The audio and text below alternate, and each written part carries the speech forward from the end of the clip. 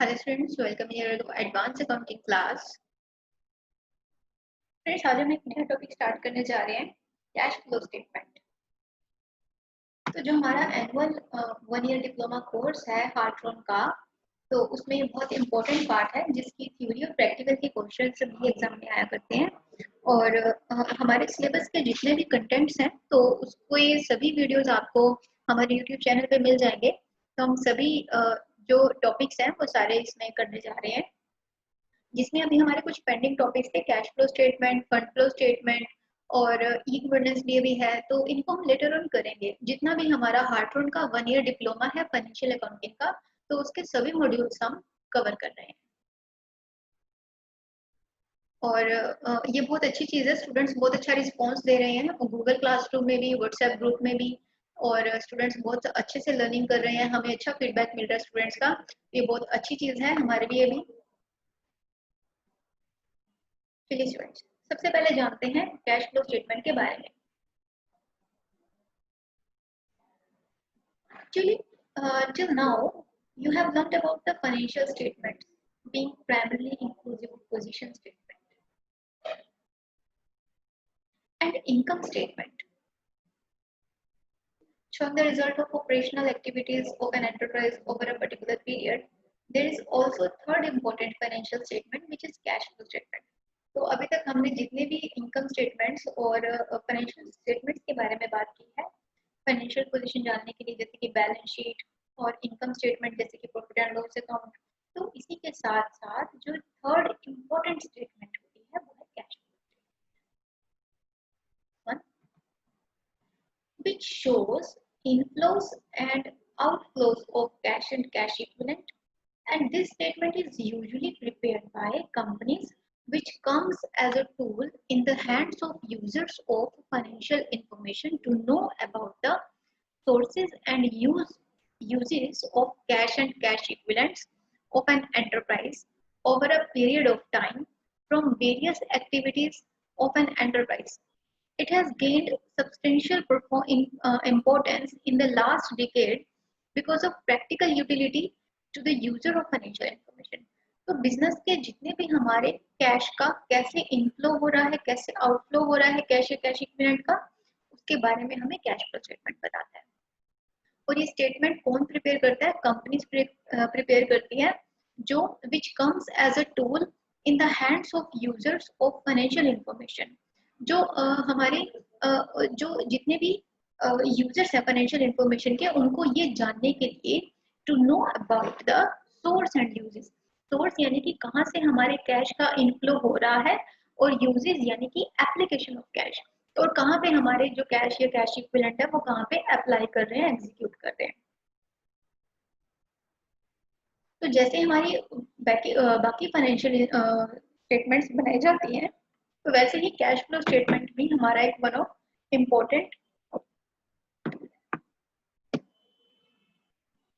उसके बाद as per accounting standard 3 AS3 के according it's issued by the institute of chartered accountant of India, यानी कि ICAI, in June 1981, which dealt with the statement showing changes in financial position.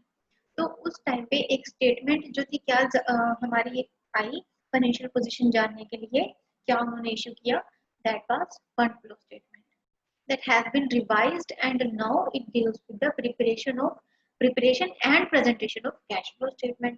तो complete financial position जानने के लिए what we usually prepare is fund flow statement, और which has been revised and now deals with the, इसको revise करने के बाद हमने इसको सिर्फ अगर कैश के बारे में जानना है तो रिवाइज करके हमने क्या इसको देखा, वो क्या था? Cash flow statement. The revised AS3 has made it mandatory for all listed companies to prepare and present a cash flow statement along with other financial statements on annual basis.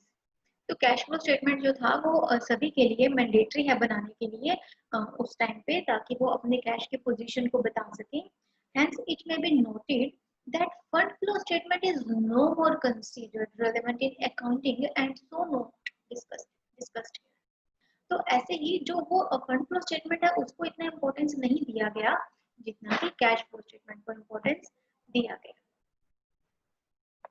Okay, because funds का क्या है, वो सारे के सारे company के funds के बारे में बताता है, और कैश फ्लो सिर्फ कंपनी की लिक्विडिटी के बारे में बताएगा.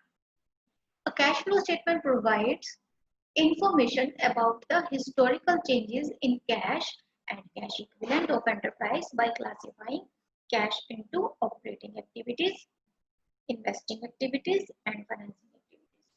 जब हम कैश फ्लो स्टेटमेंट बनाते हैं तो हम उसको कैसे आगे डिस्ट्रीब्यूट करते हैं, किन पार्ट्स में. सबसे पहले हम उसमें एक उनके हिस्टोरिकल चेंजेस के बारे में बात करते हैं, जिसको हम प्रैक्टिकल वे में करेंगे. जब हम कैश फ्लो का प्रैक्टिकल क्वेश्चन करेंगे, प्रैक्टिकल क्वेश्चन, तो उसमें हम इसके बारे में पढ़ेंगे कि हम उन हिस्टोरिकल चेंजेस को कंपेयर कैसे करते हैं प्रेजेंट को पास्ट वाले फिगर्स के साथ. तो इसी तरह से हमने जब कैश फ्लो स्टेटमेंट बनानी होती है तो हम उसको 3 पार्ट्स में कैसे लेके चलते हैं, operating, investing and financing, 3 categories में. It requires that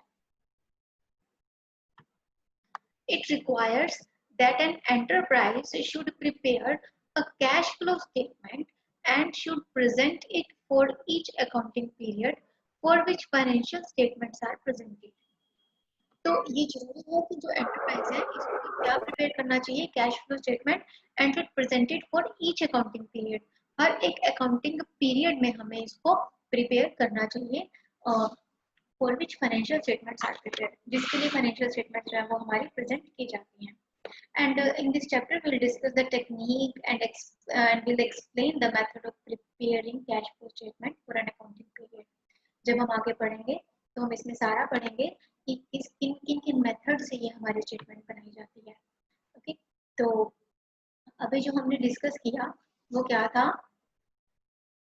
overview of cash flow statement. ये होती क्या है.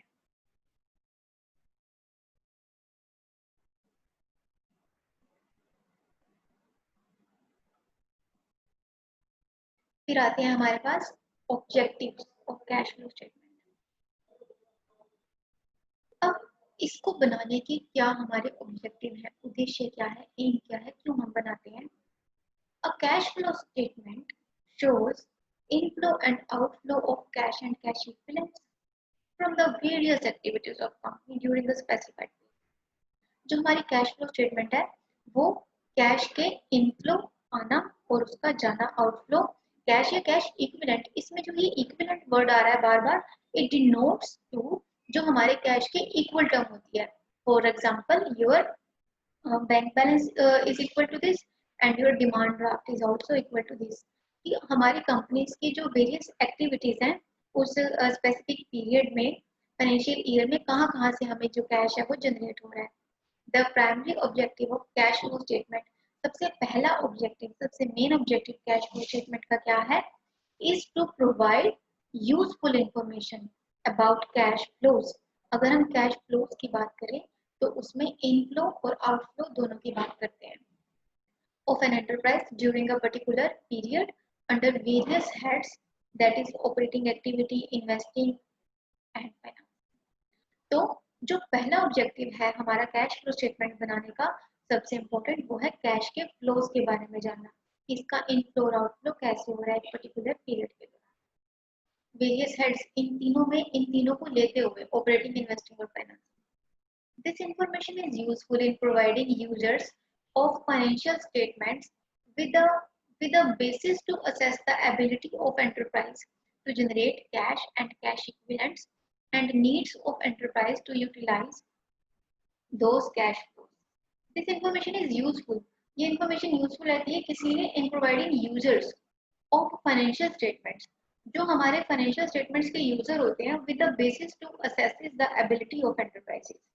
जो हमारे एंटरप्राइज के जितने भी कैश फ्लो के टर्म्स हैं उनको जब वो असेस करते हैं तो उनके लिए ये इंफॉर्मेशन इज रियली हेल्पफुल.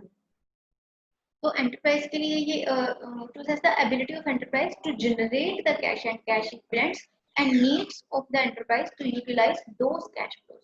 तो जो हमारे जनरेट हो रहे हैं कैश या कैश इक्विवेलेंट और कंपनी की जो नीड्स हैं, एंटरप्राइज की जो नीड्स हैं, उनको यूटिलाइज करने के लिए उन रिसोर्सेज को हम कैसे यूज कर सकते हैं. मेरे साथ अभी निशांत और ललिता जुड़े हैं. निशांत, मेरे पास आपका असाइनमेंट नहीं आया, आप या तो व्हाट्सएप ग्रुप में सबमिट करवा दो या फिर गूगल क्लासरूम में। और निशांत, आपकी जो आईडी है गूगल क्लासरूम में मुझे पता नहीं, क्योंकि इस बार मैंने जो असाइनमेंट है वो स्पेसिफिक स्टूडेंट्स को ही असाइन किया है जो सबमिट करवा पा रहे हैं। मैंने सारे स्टूडेंट्स को नहीं किया। जो हमारे रेगुलर स्टूडेंट्स हैं जो अच्छा रिस्पॉन्स दे रहे हैं, सिर्फ असाइनमेंट्स दी भी उन्हीं को है। और अगर आपको गूगल क्लासरूम में ये असाइन हुआ है तो वेल एंड गुड, नहीं तो आप मुझे आईडी बता दो, वहाँ पे असाइन कर दूंगी मैं आपको। और अदरवाइज आप व्हाट्सएप ग्रुप में भी मुझे सबमिट करवा सकते हैं।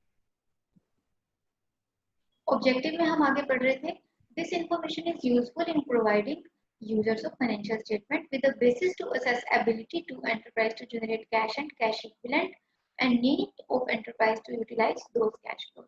ये पॉइंट हमने डिस्कस कर लिया था कि जो हमारे कैश फ्लोज हैं, जो इनफ्लोज हैं या सोर्स हैं, उनको हम किस वे में यूटिलाइज कर पाएंगे, ये हमें जो है वो जो हमारे यूजर्स हैं वो उतनी एबिलिटी से उसको यूज कर पाते हैं, वो हमारे स्टेटमेंट्स के ऊपर डिपेंड करता है।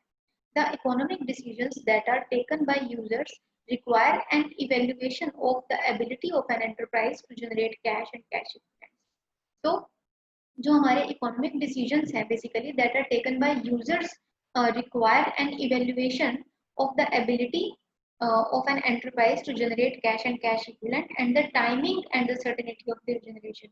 तो हमारे जो इकोनॉमिक डिसीजंस हैं जो यूजर्स ले रहे हैं, और वो यूजर्स कौन से हैं जिनको कैश फ्लो स्टेटमेंट्स के बारे में पता है, तो वो यहाँ पे डिसीजंस जो है वो ठीक ले पाते हैं।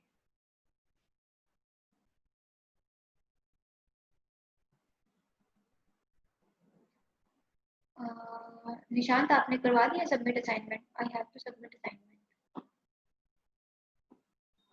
मैं चेक कर लेती हूँ, मेरे पास गूगल क्लासरूम में आए नहीं है। आप एक बार व्हाट्सएप ग्रुप में मुझे टेक्स्ट करना, ठीक है? मैं देख लेती हूँ। हाँ, जो स्टूडेंट्स अभी टच में है ना जिनके एग्जाम नहीं हुए, तो ये जरूरी नहीं है कि जिनका ड्यूरेशन कंप्लीट हो गया तो वो फ्री हैं। आप टच में बने रहें, आपको टॉपिक्स के साथ एडवांस टॉपिक्स भी चल रहे हैं और असाइनमेंट्स आप करते जाएं। देखो, इधर से हम भी दे रहे हैं और आपकी भी रिवीजन होती जाएगी। तो ये वीकेंड पे एक ही मिलना होता है, आप इसे किया करो, आपकी नॉलेज बढ़ेगी। प्रैक्टिस अलग से होगी, एग्जाम प्रिपरेशन अलग से। तो अभी ये आप छोड़ दो कि एग्जाम कब होंगे, हमारा कोर्स कंप्लीट हो गया है। तो इसमें सभी स्टूडेंट्स को मैं कॉमन ही लेके चल रही हूँ जिनका अभी तक एग्जाम नहीं हुआ। Just stay in touch with us and just keep submitting assignment, keep revising the topic.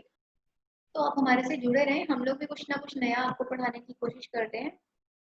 Okay, तो सभी कर दिया करो असाइनमेंट। तो नेक्स्ट इसमें है मेरे पास benefits of cash flow statement. ये मैं आपको नेक्स्ट क्लास में बताती हूँ, नेक्स्ट वीडियो में। तो अभी वाला जो था that was overview and objective of cash flow statement.